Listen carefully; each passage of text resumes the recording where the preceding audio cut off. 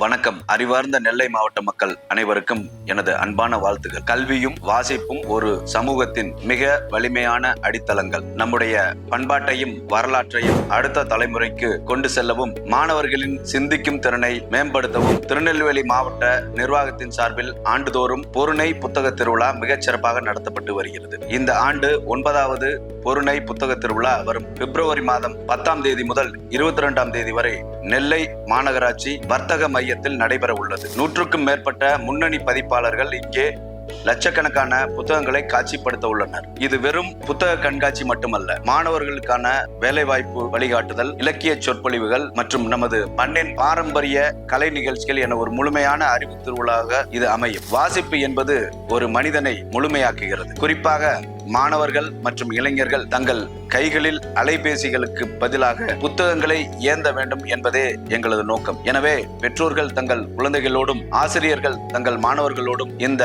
அறிவு திருவிழாவுக்கு வருகை தந்து பயன்பெறுமாறு நான் அன்போடு கேட்டுக்கொள்கிறேன். வாருங்கள், வாசிப்பை நேசிப்போம், நெல்லையின் பெருமையை போற்றுவோம். நன்றி, வணக்கம்.